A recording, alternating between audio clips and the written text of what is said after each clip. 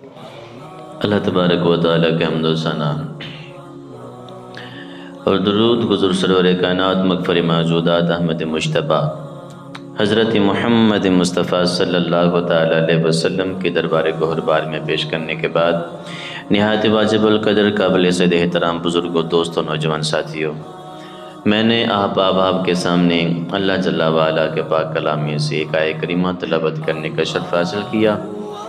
دعا ہے کہ خلاق کائنات مجھے حق سچ بیان کرنے کی توفیق عطا فرمائے اور ہم سب کو سن سنا کے اس پر عمل کرنے کی توفیق عطا فرمائے۔ میری آج کی اس جمعۃ المبارک کی بابرکت ساعتوں میں گفتگو کا موضوع ہے کرامات عبد القادر جیلانی المعروف غوث الاعظم جیلانی۔ اللہ رب العالمین نے پاک کلام کے اندر اپنا ذکر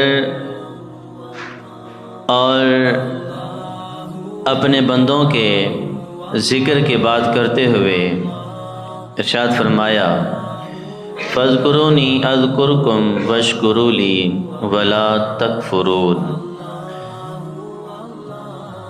رب فرماتا ہے فاذکرونی، تم میرا ذکر کرو، اذکرکم، میں تمہارا ذکر کروں گا، واشکروا لی، میرا شکر ادا کرو، ولا تکفرون، اور خبردار ناشکری مت کرنا۔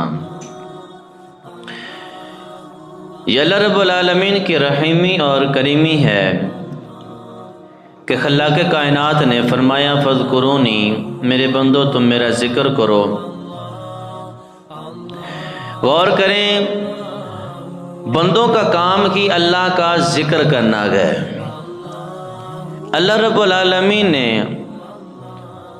جنوں اور انسانوں کو بنایا ہی اپنی عبادت کے لیے۔ رب العالمین نے پاک کلام کے اندر ارشاد فرمایا وَمَا خَلَقْتُ الْجِنَّ وَالْإِنسَ إِلَّا لِيَعْبُدُونَ، میں نے جن اور انسانوں کو اپنی عبادت کے لیے پیدا کیا۔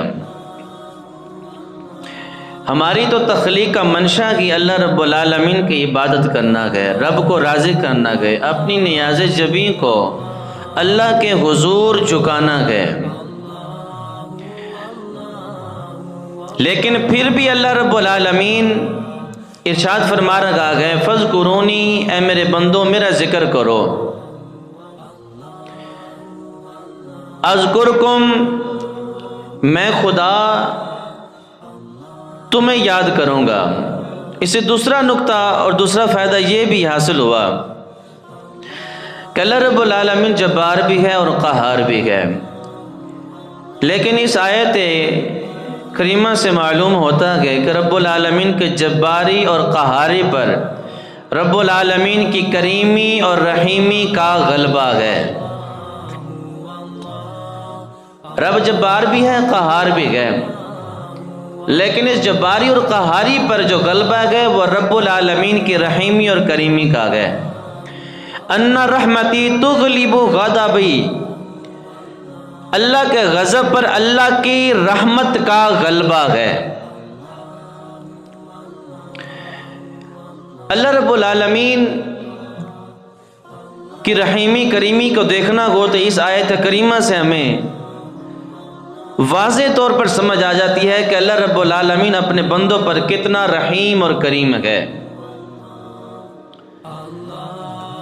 مخلوق کو پیدا کرنا اللہ کی عبادت کے لیے ہی ہے، جنوں انسوں کو پیدا کرنا، تخلیق کرنا رب کی عبادت کے لیے ہی ہے۔